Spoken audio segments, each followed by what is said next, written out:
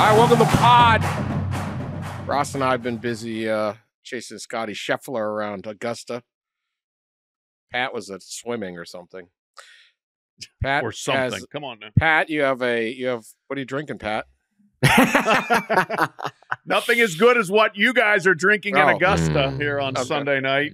Yeah, no, I'm having yellow Powerade and some chalky substance to get ready for a colonoscopy on Monday. Yeah, good for you. Good for you. Got to do it. We want all our listeners to do it. Yeah, early detection keeps you alive, and we do not lose a listener. That's right. You maybe hopefully will not lose a podcast co-host. That's true. So. That's true. Also, we don't want to lose Pat. Ross and I are just drinking beer, but we deserve it. Yeah, not only beer, but later, look what I got from Augusta.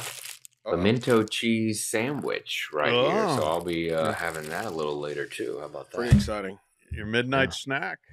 Maybe. What could be better? They've been drinking Kool-Aid around the country at old spring game. Oh, yeah. I got to tell you, everybody looks great. Unbelievable. Yeah, that's right. The younger guys are really progressed. The weight room, everyone's looking good out of the weight room. The transfers. Faster, stronger. Man. Yeah. More unified. I think it's a new attitude. If you got a returning QB, he's deeper in the playbook, the terminology, but if you got a transfer, that's okay. And they only came because they really loved your program, not because of NIL. That's bad. The transfers that left were bad. The ones that came were good. Yeah, they're all bought into the culture. Bought into the culture. Everybody's looking good. So that's exciting out there. It's going to be a great season. But, there are some questions at quarterbacks around the country. Those are the easiest ones for us to identify. And the interesting one here, and I don't know whether we'll discuss why this is, but Ohio State, they had their spring game, and Ryan Day and Chip Kelly. Chip Kelly's the offense coordinator, remember now. They have two head coaches over there at Ohio State. Well, I wouldn't say that. Chip's just former head coach. Not ready to name a starter. Okay, Kansas State's Will Howard, of course, is the big guy they brought in, to replace Kyle McCord, who in a recent podcast, a Syracuse podcast, basically said that they had a change of plans and pretty much tossed him out, which is why he hit the transfer portal, which we suspected, but was kind of interesting. Anyway, Will Howard is battling Devin Brown, the junior that McCord beat out the year before, and five-star freshman Julian Sayin, who Ohio State picked up on a late flip from Alabama when Nick Saban retired, and before Kalen DeBoer got there, if you recall that little recap. There is also sophomore Lincoln Kindholz, and then there's other freshman Air Noland.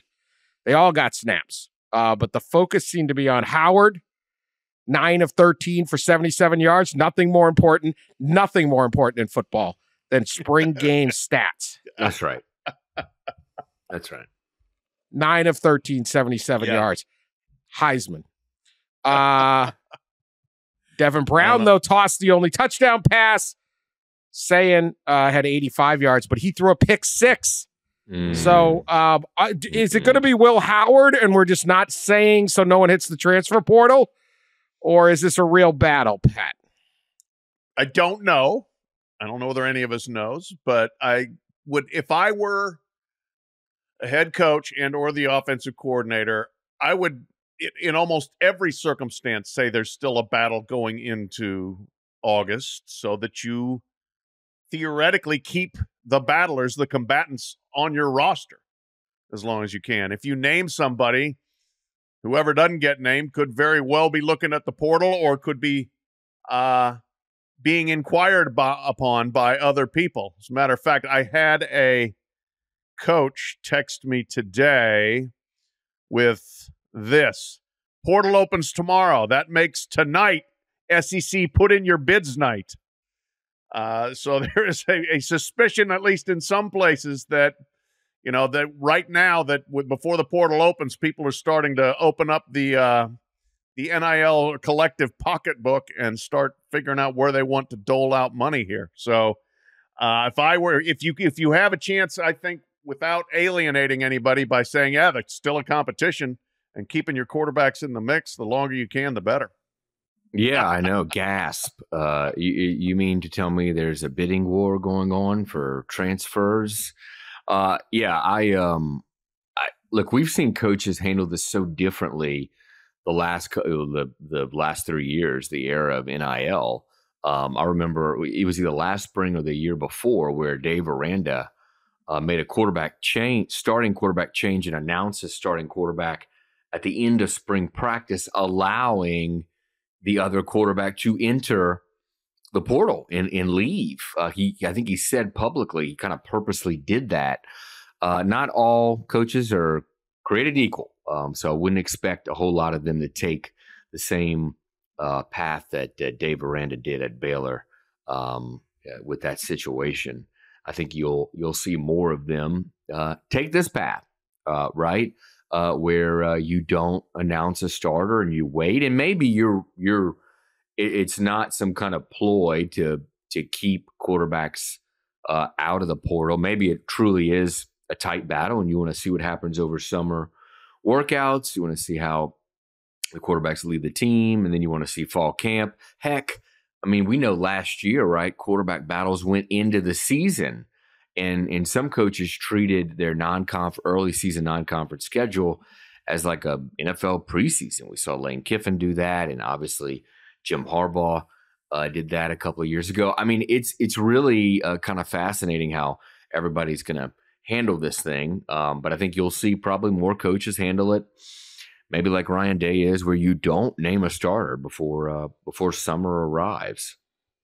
Remember Michigan? They did the 2 years ago. So Cade McNamara leads them to the playoff and the big victory over Ohio State.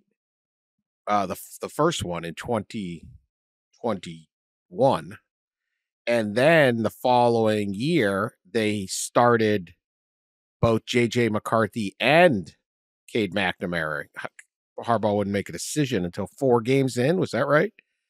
They had one of those easy schedules, and then he made it. And then, of course, McNamara transfers to Iowa, and JJ takes over. But so yeah, you don't know. I mean, obviously, look, if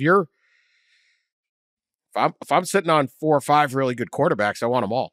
I don't know what the obligation is on that. I do want to play a quick game. Ross, you and I can obviously play it because Pat would already know the answer. Was Pat's source bitter Big Ten or angry ACC coach? Which one? Because apparently only the SEC bids on quarterbacks. Only the SEC is putting bids in early. Bids. We know not in the pristine rule following Big Ten and ACC. Which one was it? Ross, you'd make a guess. I'm gonna guess. Pat, you can tell us can you tell us the conference without divulging this source? These leagues have like 40 teams in them now, so I'm not here to help you narrow things down. I would go with the ACC. They seem like they've been a little jaded lately. Yeah, I think they might sue. Send us file a lawsuit. I'll go ACC also. Pat, are we right? No, you're wrong. Oh, bitter Big Ten. Bitter. I'm not saying nothing. Oh, you're not saying it's Big Ten. It's Big Ten. It's Big Ten. That's what he's saying. A lot of conferences out there. Even though there's one fewer going on. Not Pac-12? Oh, wait. Yeah. Fewer than there were. Fewer than there were. Not a lot of conferences anymore. There's some. I will say this, reading up on the Ohio State game, I don't know that anyone's happier in life right now than Chip Kelly seems to be. Chip Kelly's just like, this is great. I don't want to be a head coach anymore. Yeah. This is just, he's loving it. He's coaching football. He's letting Ryan handle. Ryan's got to deal with all the crap. Chip's just coaching ball. And he's got quarterbacks after quarterbacks to work with. Yeah. He's just drawing up ball plays with a flush hand of talent and not having to try to work that hard to keep players on the roster or decide which players from other rosters you want or any of that. I mean, we're thinking it's going to be Will Howard, right? I mean, I would think so. I mean, he had suitors coming out of.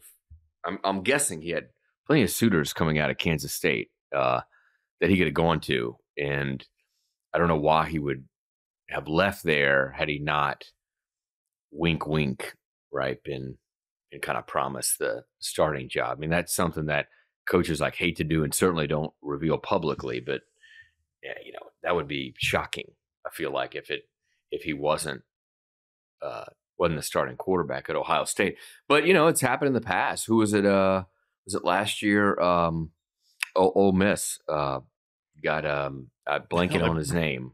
They brought in 3 of them: Spencer Sanders and Spencer Sanders from Oklahoma State is the one I'm thinking of. No, not Jackson Starr ended up winning it, but then the other guy from LSU. What? Oh, shoot. Will Howard. No, Walker Howard. No. Walker Howard. I mean, Walker Howard. Yeah. But I mean, Spencer Sanders, I thought, he left a pretty good situation, I thought, at Oklahoma State. And so he didn't start. So maybe, who knows, I mean, that was a little different situation with Jackson Dart, I guess, there. But, I would think that he's a pretty big favorite, Will Howard is, to win that job. Well, I would think so, too. But the thing, a couple things there is, one, maybe like if Devin Brown's like really number 2, then I would say he's absolutely going to be the starter, because Devin Brown couldn't beat out Kyle McCord, and they allegedly ran off Kyle McCord. We'll see about the freshman. That's another interesting dynamic. But the other thing, too, Chip's a little bit of a contrarian. He's the kind of guy that gets in there and says, oh, well, all the hype says it's supposed to be this guy. Well, what about that guy?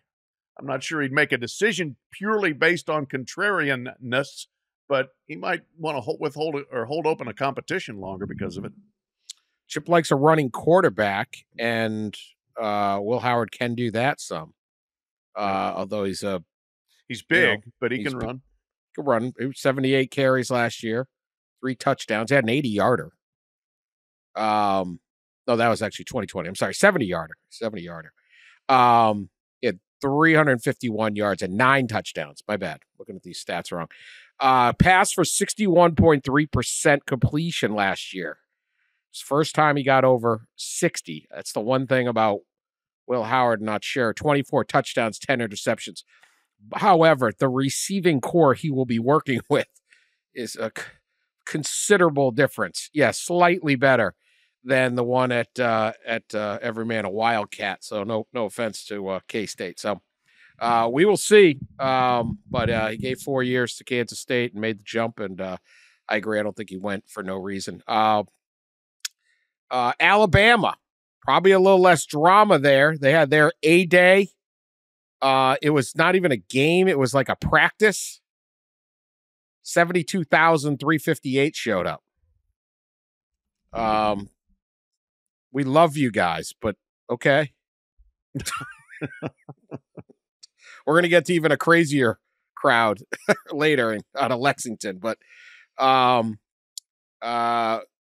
probably not a battle. Jalen Milroe, but 3 for 9, 100 yards in this game or whatever this was.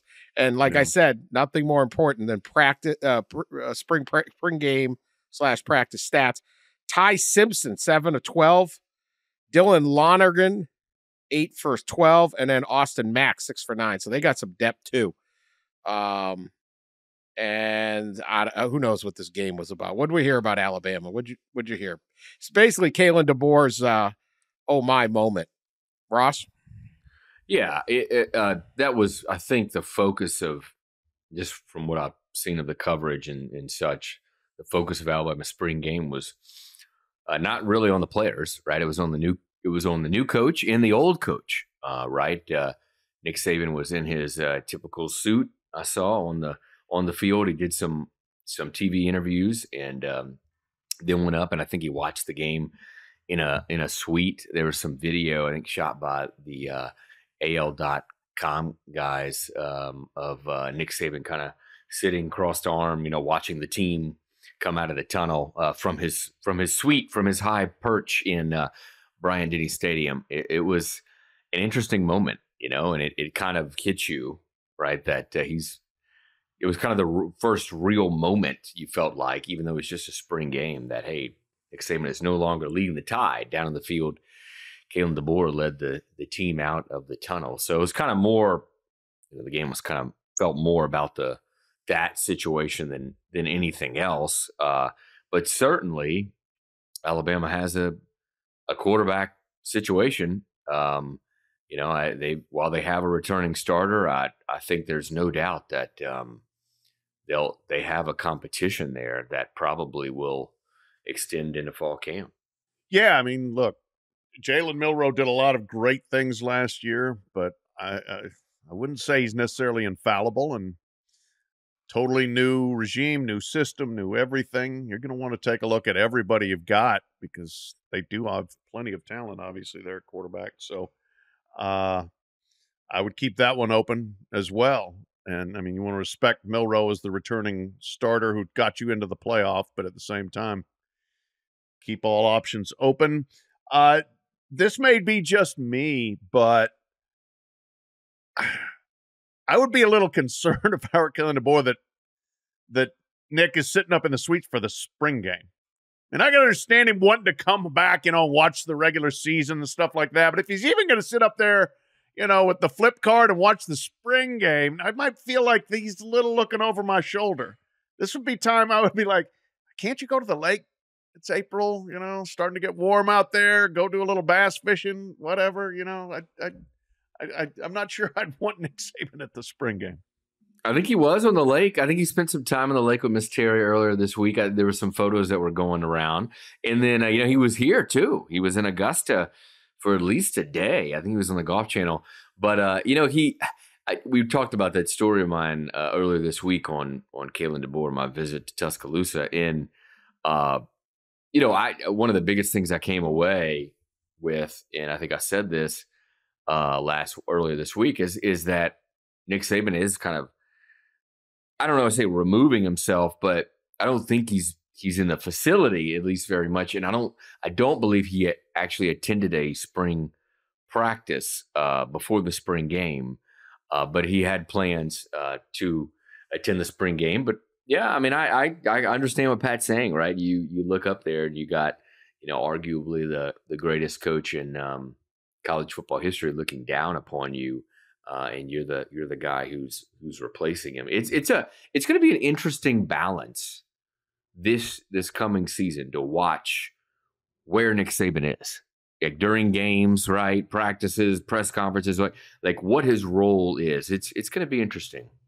I doubt he's going to be nowhere. He's doing game day, isn't he?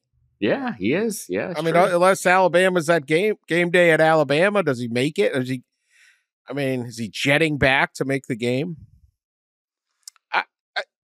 I look at it this two ways. It's very interesting. This is basketball, but Roy Williams retires from North Carolina, and he's at every game, right behind the bench, sitting in the stands, prominent, cheering, standing in the aisle. Like, he is there. Mike Krzyzewski retires at Duke, and he doesn't want to show up at anything, right? Because he doesn't want to overshadow. So they have two coaches come in, and they have two totally different philosophies. I don't know which one's right or which one's wrong. Right? I mean, I don't know that it matters. I don't know if John Shire is coaching better because Kay isn't there. I don't know. Or would he be better? It's hard to say. I think you should just make your choice and all that. I don't know why you'd go to a spring game, but Saban wanted to. He did. Whatever. Remember TV? I mean, he did TV interviews. I want to say that contributed. Yeah. What were those? Was he promoting that he exists in Alabama? Local news, I think he's got to show his support for the new coach and the team. Oh, okay, Dan. all right. Come on, keep the recruits coming. All right, that's fine. Keep the recruits coming. Would it be worse if he didn't go? Always be recruiting. Would you be able to say, see, he doesn't support Kalen DeBoer? He's not at the spring game. If media vultures like us would totally run with that. See, I don't know. I would say this. It would perfectly actually fit that Saban loves spring practice because he loves all the stuff about football, right? Whereas the players all hate spring practice, and the media doesn't like spring practice. Coaches probably the only ones, but him especially, like the nitty gritty elements of how we're going to build this team, How's our third and short yardage drills going on Thursday in March? I gotta know. So I can see that there, where he just literally wants to watch it and be around it and see it. But Dan, your point there. It's interesting because those are two totally different approaches with promotions from within North Carolina and Duke. Like, my sense was that Roy was always around because Roy wanted to cheerlead for Hubert. He was his hand-picked successor, Hubert Davis. And Roy also loves going to sporting events. He's at all the North Carolina football games. He's at the baseball games. He goes to tennis. I've seen him at 2 swim meets at North Carolina. And Kay, I don't know. It might just have been a little bit different dynamic there where, that he felt like Shire needed the space or whatever. Whereas Roy, I think, is really just, he wants to go cheer for Carolina for everything.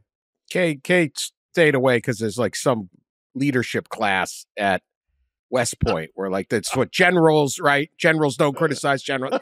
There's no doubt. His way is probably tried and true. But Roy, he just got big old heart now. He just loves Carolina. He might be controlling as well, but I give Roy the benefit of the doubt there. Pat, you bring up a good point. It probably was like almost hard for Nick Saban to stay away from the Alabama facility during spring practice, because I think he said publicly before that he likes practice more than the games. I think he said that publicly, and the preparation in of the week of a game, even spring practice and preparation of summer workouts and fall camp is something he enjoys. So, but he stayed away, I think, for the most part. But it's going to be interesting to watch. And Dan, you're right. I mean, he's going to be on game day, but I mean, with this, especially with this new SEC TV deal, Alabama's probably going to be playing a lot of night games. They'll have that prime time spot on ABC. He can take that jet, Dan, and get back in a real quickly. Right. It's funny because, these coaches have always been like this. They'll take us, they'll get fired and have a year off or something. They're coming back and they'll spend the year flying around watching practices and stuff. You see them at practice, basketball, football practices, and they like to go to practice. Like, if I got a year off from this job, I ain't sitting around watching someone else podcast. I can tell you that. Like,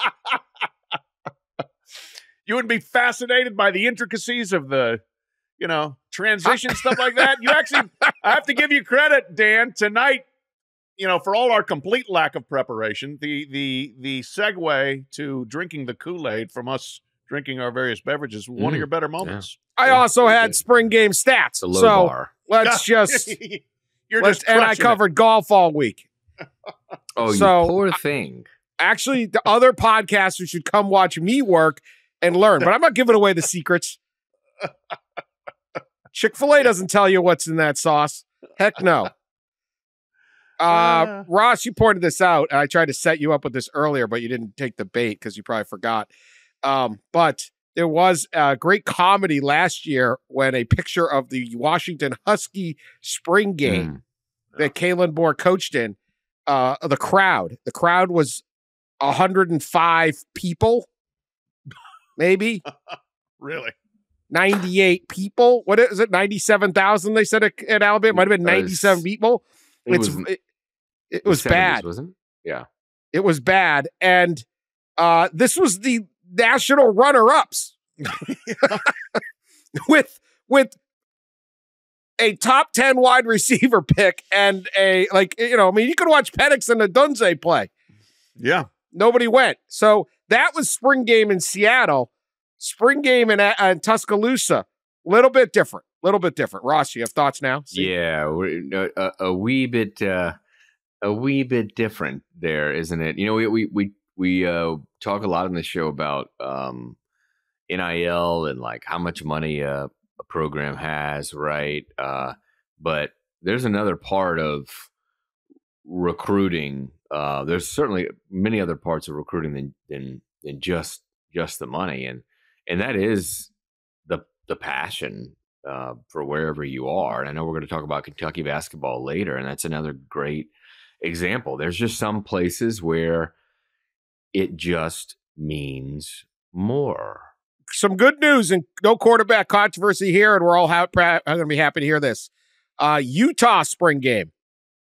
Cam Rising is right on schedule to come back from his knee injury, according to the AP. He led the offense for 3 series, 208 yards, 2 touchdowns, 15 of 19, because nothing is more important than spring game stats.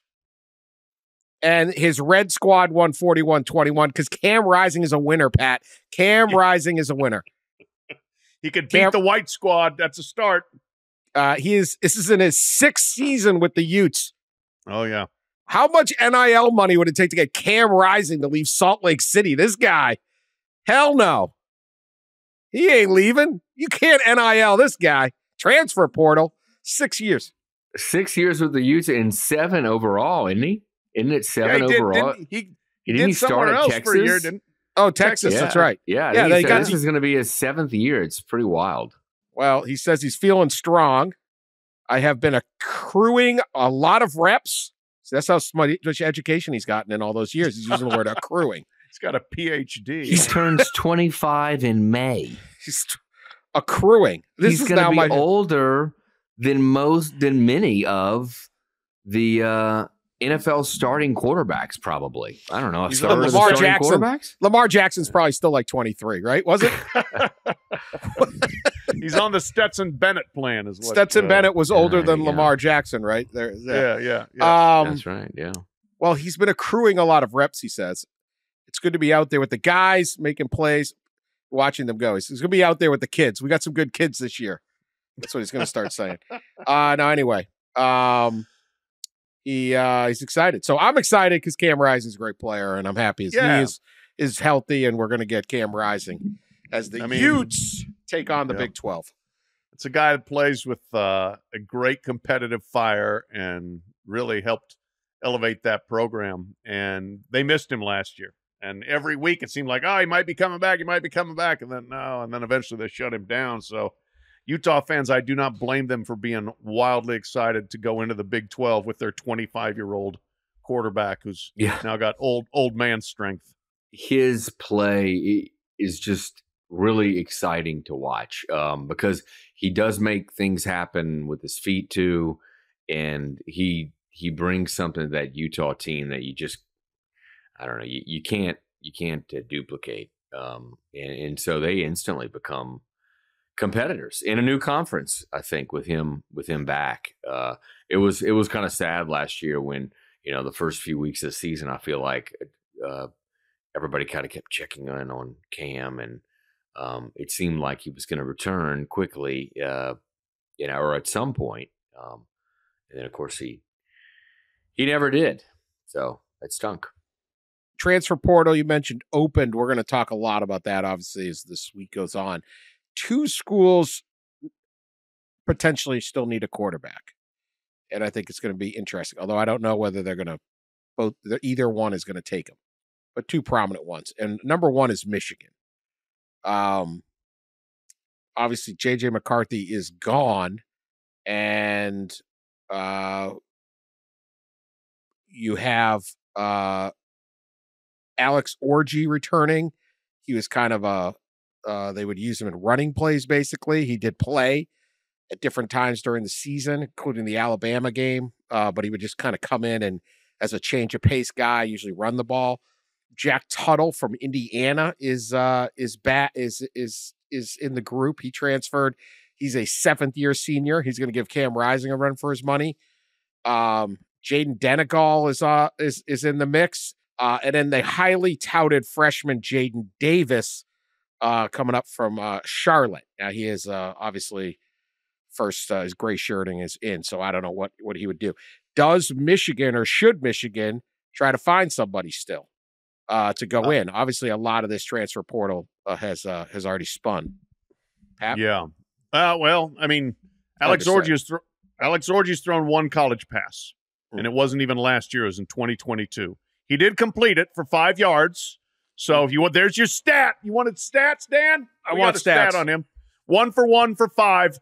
They put him in, career. Put him in running situations, semi-wildcat sort of thing back there, and he was a very effective runner, some good short yardage runs, so that sort of thing for him. Change of pace guy that would bring him in. He had a couple good plays that I recall against Ohio State, in fact. But clearly hasn't proven anything as a passer, so I'm sure it's a huge spring for him And then, Jack Tuttle's probably your break glass in case of emergency guy, no matter who else is there. I mean, maybe he ends up being the starter, but I would imagine they're looking for other people ahead of him.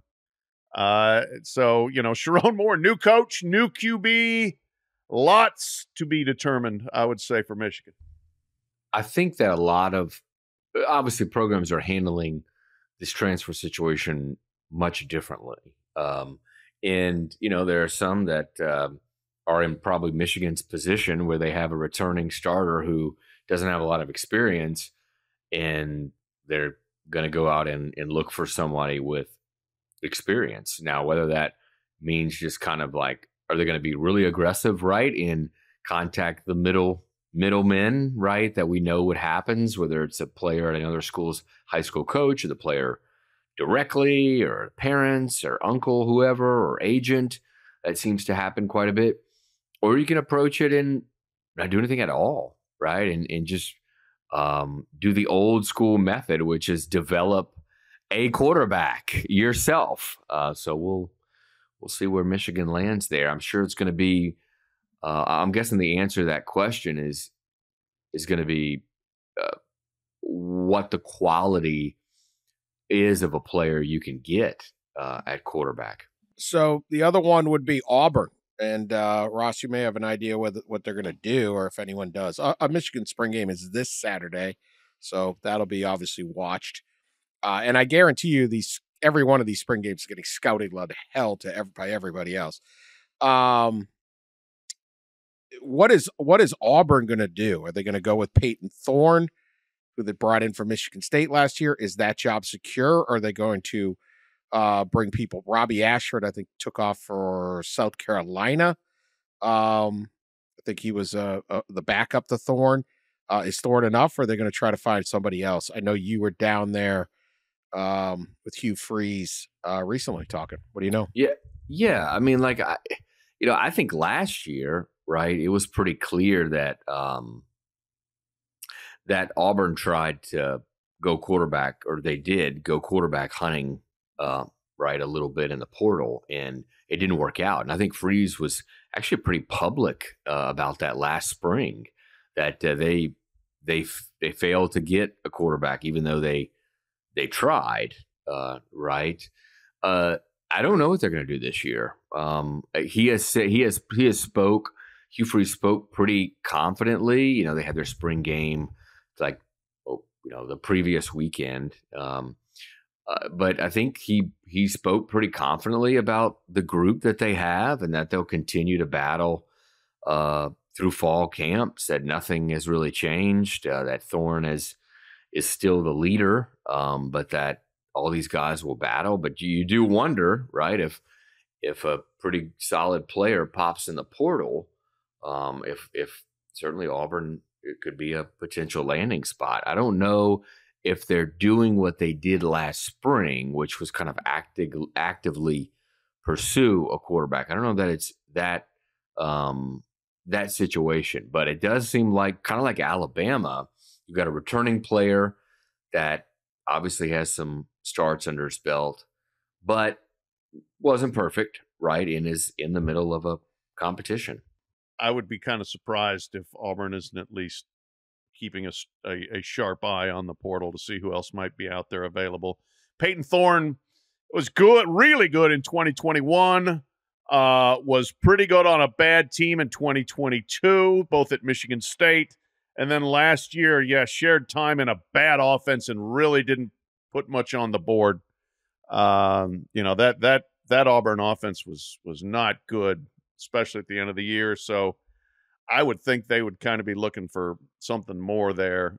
He ended the year 16 touchdowns, 10 interceptions, a 129 QB rating. His QB rating has gone down from 148 in 2021, 131 last 2022, 129 last year. They need more out of the quarterback position. So I would not be shocked if Payton Thorne has some incoming competition at some point here. New offensive coordinator Derek Nix and quarterback coach Kent Austin. That can work two ways. One, it can be, we need a new guy. You're not our guy. or it could be like they like what they see. No, they did tweak so from what I've read, they tweaked their RPO game a bit, and they like it more now, so that might be a good thing. They did. That's what I was going to mention. You know, when I was there, we did talk about that briefly, schematically. You know, he hasn't said it. I don't know that he said it publicly. I don't know that he said it privately either. He certainly didn't to me, but I would expect Hugh Freeze to have a significant role in play calling and maybe just call the plays, plain and simple, this year for Auburn. He's put in new terminology that's old terminology. So he went back to some of his high school days of coaching, I believe, and put in some of that terminology that they weren't using last year. He did talk to me a little about that and how comfortable he is now. So I don't know how that impacts the quarterback situation, but certainly, you know, Auburn's offense will look like probably more of the versions that we saw of Hugh Freeze when he really had his hands on the offense at places like Ole Miss and, of course, last stop at Liberty. All right, we will be back after this with some Kentucky basketball talk. All right, Kentucky basketball fans, pat yourselves on the back. What Winter Inspired Sunday was awesome. Not been the best banner weeks for Kentucky basketball. Lose to Oakland, it's embarrassing. Then looks like Cal's staying, John Calipari's staying. Then Kevin tries to rally. Okay, we'll see how that's going to go. And Mitch Barnhart and him do this TV thing, and looks like we're going to do it. And then all of a sudden, Calipari is leaving for Arkansas, of all places, which doesn't seem thing. And then some of you are happy he's leaving, but then some of you maybe not. And then all of a sudden, realization hits that Danny Hurley and oh man, who else? I mean, Eric Spoelstra. I mean, they were trying everybody, right? Danny Hurley, Bobby. Drew wasn't coming. Billy Donovan. Billy Donovan. Yeah, you know, they couldn't get anyone to come. And they end up with Mark Pope, great player on their 1996 championship team. And then they had to talk to him. He's done good stuff at BYU, but he hasn't even won a single NCAA tournament game. He's never really recruited at the highest level. And then, oh my God, it just was like they needed something to say, let's all just get together and show who we are. We're still the Big Blue Nation. We're still Kentucky basketball. It matters more here than anyone else, or doesn't matter more anywhere else. So they fill up for a press conference. For our Mark Pope press conference, they filled Rupp Arena. 22,000, and they turned away an estimated 5,000 people into the streets of Lexington to watch this press conference on TVs and restaurants and bars or whatever. They went home. People were driving in from other states and waited in line for like 7 hours to be at the press conference. Now, as a working member of the press, I can tell you, no, I'm not. Don't do that. But whatever. You did it. It was an awesome show. Pat, Commonwealth at its best right there, isn't it? Absolutely. Yes, and I'm coming to you live from the state that Scott Drew rejected. Not once, but twice. He rejected Louisville, then he rejected Kentucky. This was a Kentucky program flex about who they are and who they have been and who they want very much to continue to be. And that is bigger than any coach, bigger than any one player, bigger than arguably any other program. They have the best fan support. This is like 97,000 people going to the Alabama spring game to see the new coach there. Got 22,000 or 23,000 or who knows how many in Rupp to see the new coach there. And what they did for the trappings to go with it, I thought was a master stroke. And I don't know how much Pope was involved in this or who all, but this was a theater piece, frankly. They drove the bus into Rupp Arena and pull in, and out comes not just Mark Pope. He came last. But before him came this parade of former Kentucky greats. And then at the end, here comes the 1996 championship team. And at the very end, here comes Mark Pope, member of the 96 championship team, carrying the championship trophy from that year. And that's the exact same thing that happened in 1996 when they won the trophy, because I was there. I was covering the team. When they flew back from New York after winning, they drove the bus into Rupp Arena, and the crowd wasn't as big then as it was today. But there was still a big crowd in there, and they got off the bus, and they did their salutations. And to do this like reenactment of that, I thought was very savvy callback to a time when, you know what? We were the program. And the program was bigger than first-round draft picks and bigger than a coach trying to sell the NBA draft and bigger than one and dones. That's what the sales job was here, that this is a program with history, with tradition, with passion, with length and breadth, and we're bigger than John Calipari. That was the sale here. We're bigger than one and done. Pope even made a comment to the effect that we're not going to bring in players who feel like it's an honor for the school to clothe them in their jersey. It's the other way around. And boy, let me tell you, that resonated. He also dropped a line. He said, we at Kentucky, we are program shepherds, and paused and looked at Jeff Shepard, who was on the 96 team with him, whose son Reed Shepard could maybe come back for a sophomore year. And boy, was this whole thing orchestrated probably with Reed in mind. As Jeff got off the bus with Mark Pope. So this was very theatrical, very persuasive. The Commonwealth got their swagger back to a degree. Don't know whether they're going to win. Do not. Mark Pope is 0-2 in NCAA tournament games, both as a 6 seed playing 11 seeds. So he's got a lot of proving to do. But you want to win the press conference? He won the press conference. Yeah, this was like, it was pretty awesome. And it was very deliberate, right? Some of the things I won't go through them all again. He just did, but he hit on all the things that were clearly like purposeful and deliberate in this whole production that Kentucky did.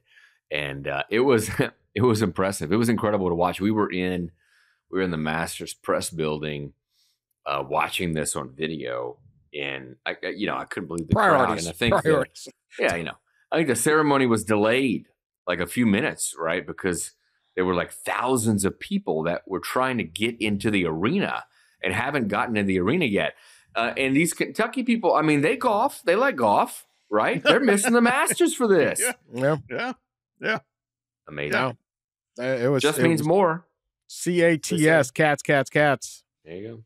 It reminds me of, I remember doing a story on Midnight Madness, and like they would, show up a month early to like get their spot in line when Pitino was coaching. I mean, it's just the level of passion for Kentucky basketball is again, cannot be surpassed.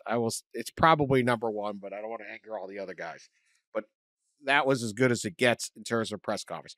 Other points I thought he made really well, because I thought there were two other things.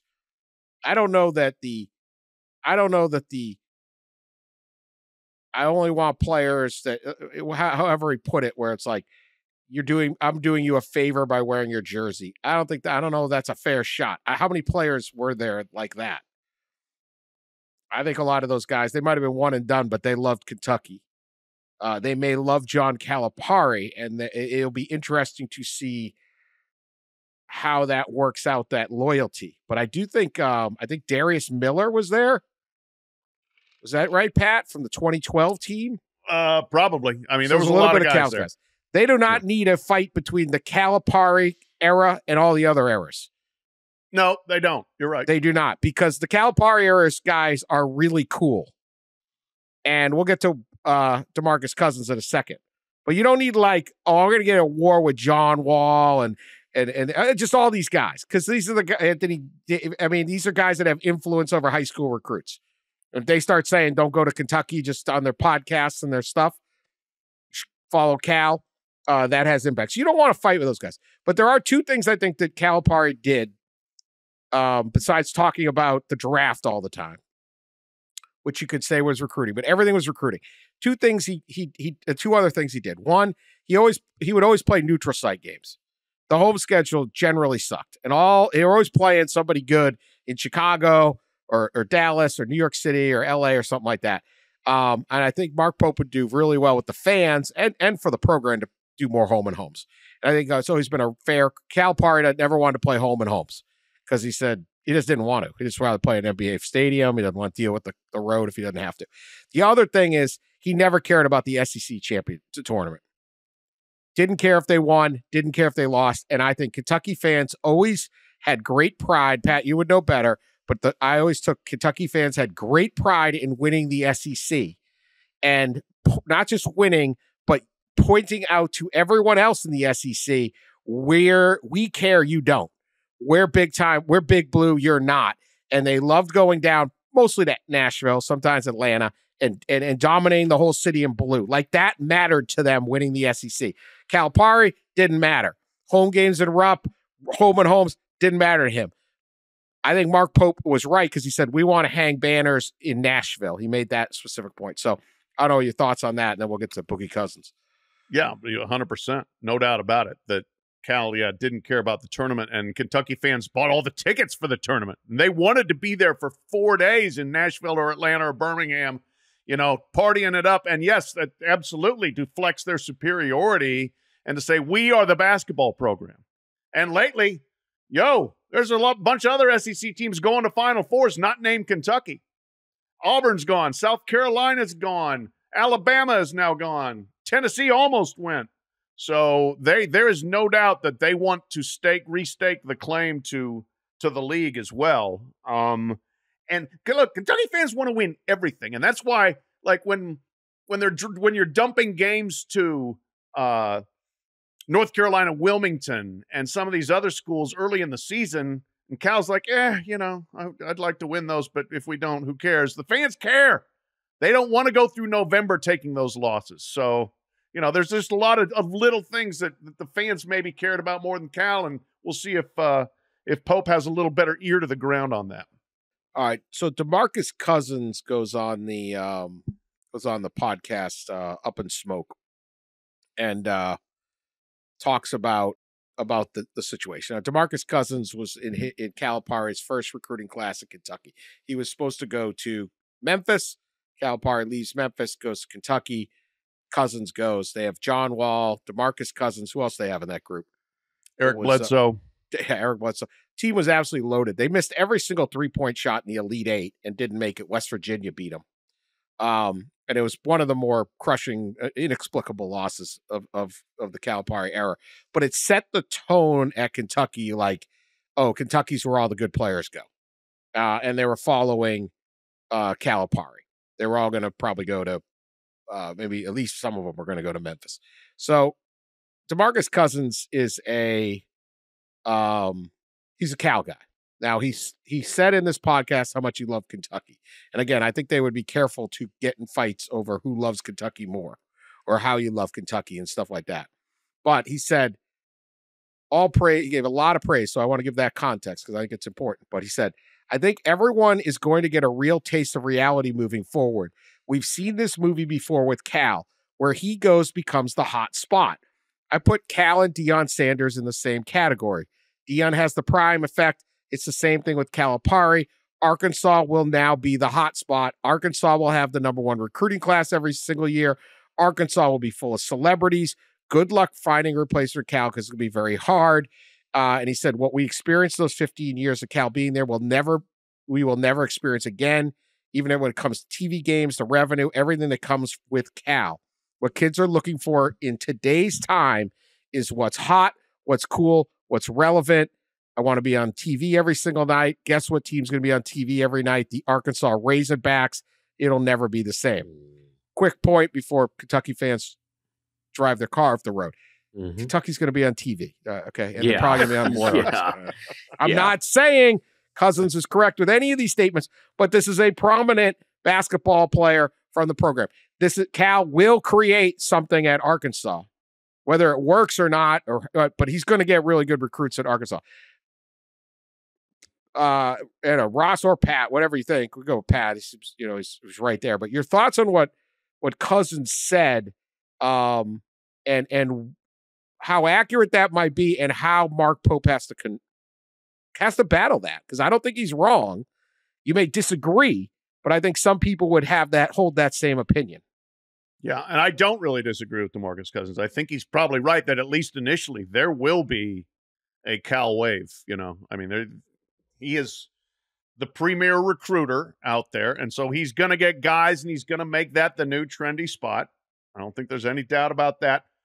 The question is, what's he going to do with those players? Because he was getting the guys at Kentucky, and he wasn't delivering. And so the one thing of like people saying, well, Mark Pope's never gotten great recruits. Well, Cal got all the great recruits and lost to Oakland and St. Peter's. So if it's just about getting the recruits, or is it about building a team that does something? So there's going to be incredible buzz for Cal at Arkansas. He's going to capitalize. He's probably going to go get guys all over the place right away. He's got to coach them. He's got to put it together and show he can get back to being a guy that fields a really good team as opposed to a collection of transcendent talents. And I will say this too.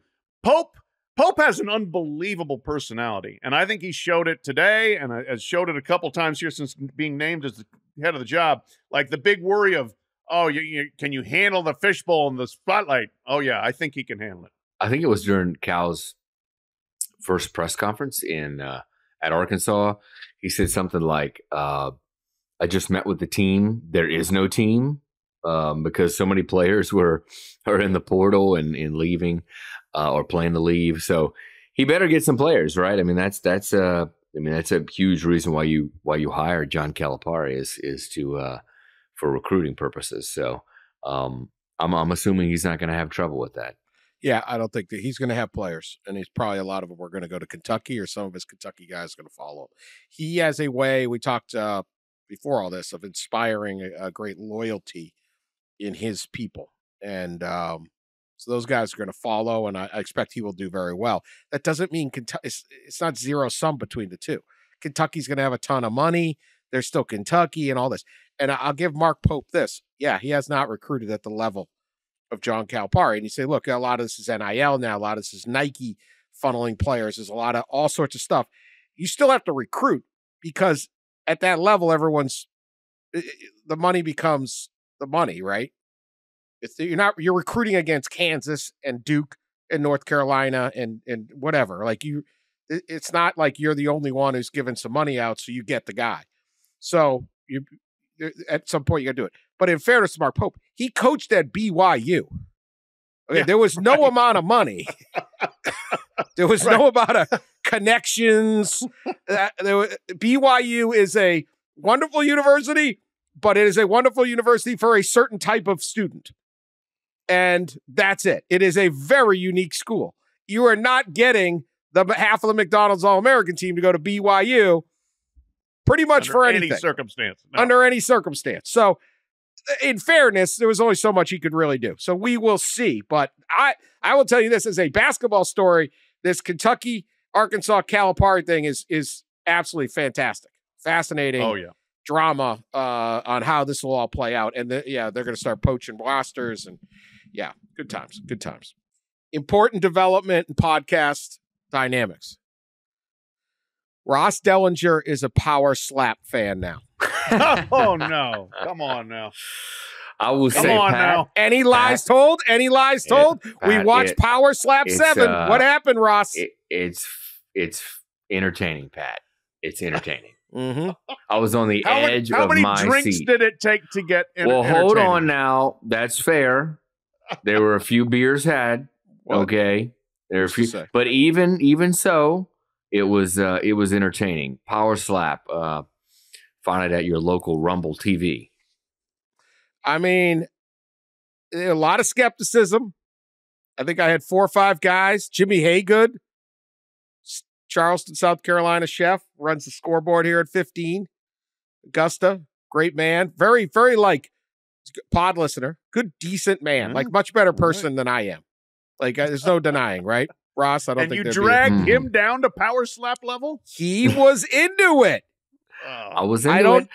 Not only that, everybody was into it. Dan really has opened up several new doors this week for me here in Augusta. Mm-hmm. Number 1, power slap, Pat.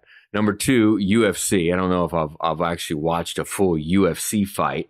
Fantastic. And he's turned me on to that. If you like bloodied noses and gushing blood from ears and chokeholds and body slams and bloody mats and cages and all that, you'll love it.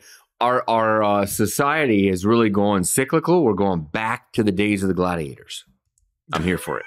I guess so. It's like caveman clubbing another caveman. That's great. I believe this is called a life coach. Ross if showed Dan up Wetzel here. is your life coach. I Question really- your life. His world is broader now. It is a better life. He knows the technique. He may even know the rules of slap fight, although it's very complicated. The rules, I have a problem with the rules, and apparently so does Dana White, right? Yeah, When I get some rule changes here, it's a little ticky-tack.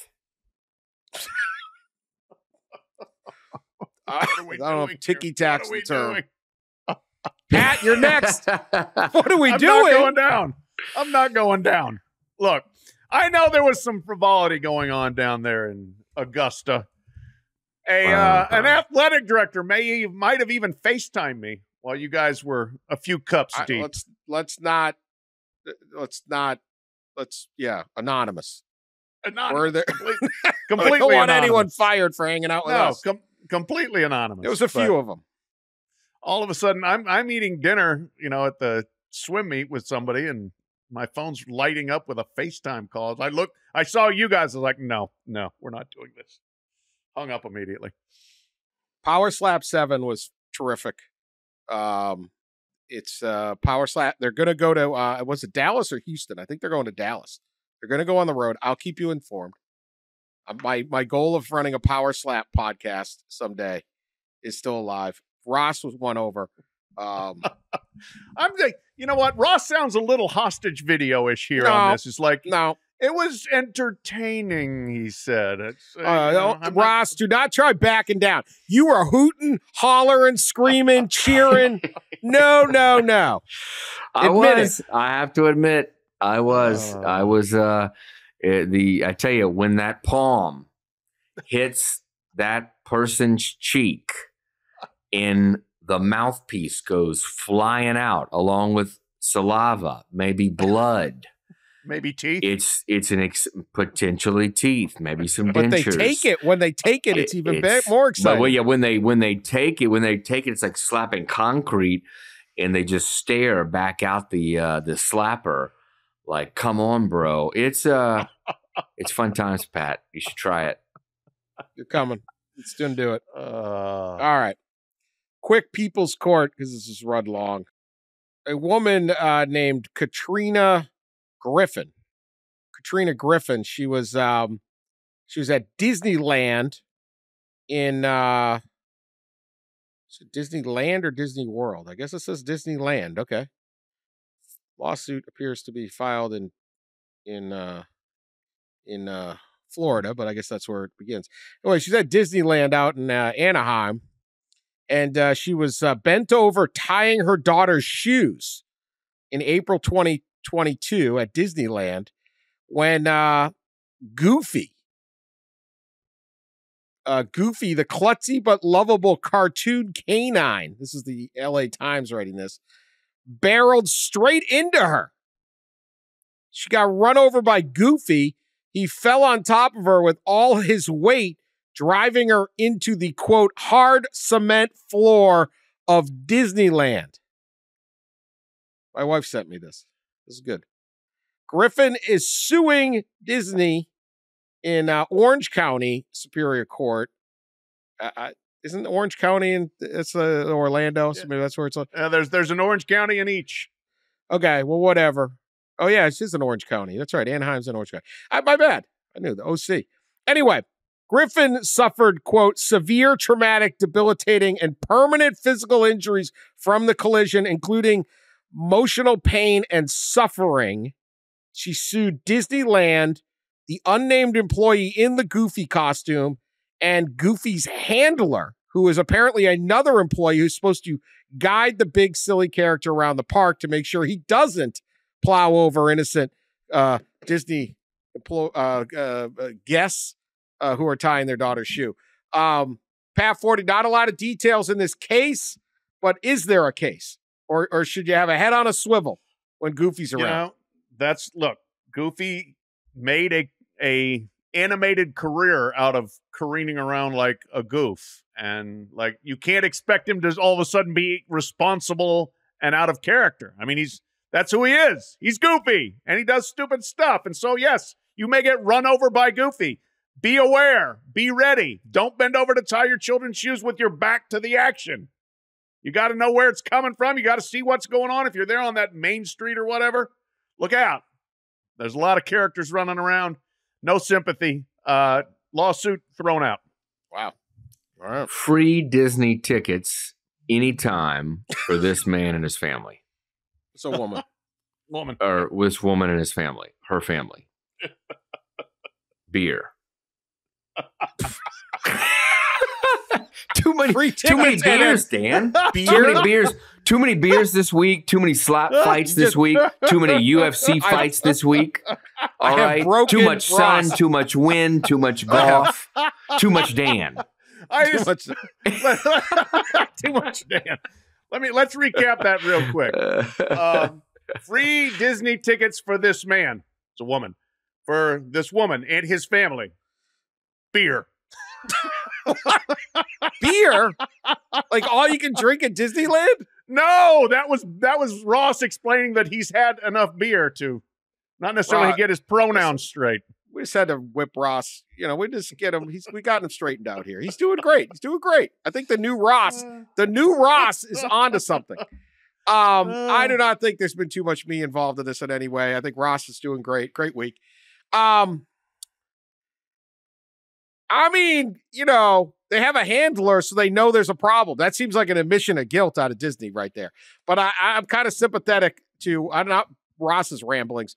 But I've been to Disney World. I've been to Disneyland. It's chaos, man. It's chaos at all times. It's horrible. People are screaming. They say slap fight is great. Disney is horrible. Disney. Slap fight has rules. Disney is mayhem. I got a fast pass. I'm cutting you. Well, I'm going to get the fast pass. I'm going to cut you. In those like 2 hour and 10-minute little back and forth suite. It's mayhem. You show up, battle royal. You got to make it through. Oh my! They say it's the happiest place on earth. It's not. People are screaming, crying, get run over by Goofy. Power Slap's the happiest place on earth. Nobody complains. Well, yeah. So I think there's a lot of risk to the user at Disneyland. That said, I find those characters walking around to be kind of creepy. Who needs a big Goofy in your life? It's some college kid trying to make a buck, man. Come on. Well, apparently it's a USC linebacker because it's wiped this woman out. Need more details, but I don't know. I need more details on that. All right. That's our show. We got to get done with this. Appreciate everyone listening. We have a ton of transfer portal. There's going to be some unexpected, angry transfer portal coming. Some unexpected jumps in it's going to be wild. Bidding. People calling each other cheats. It's going to be great. Bring on the transfer portal spring. We'll be all over it later this week. Thank you for listening. Continue to subscribe. Share us on social media. Tell your friends about us. We need all the help. We need our listeners. Find a friend. Let's go. It's spring. We need listeners. I blame all of you guys. We should have more. Blame all you guys. Hey, we should have talked about Michigan State winning the dodgeball title. Michigan. Oh, yeah. Did they win it? Wait, hold on. Michigan State beat Ohio State for the dodgeball title. I was rooting for like Grand Valley State or Ferris State. Yeah, there's no Sunbelt schools in there because they got better things to do than go inside and throw balls. Yeah, I saw that. Grand Valley State and Ferris State were in it in the national championships too. Like, yeah, you can't. It was NIL money of Michigan State was just too much. It just, I mean, Matt Ishbia bankrolling the dodgeball team. Dodgeball. Congrats to the Spartans. You won the dodgeball championship. All right, we'll talk. Maybe we'll talk about that later. Who knows? We'll talk to you later. I got to get done with this show. Go away. Bye.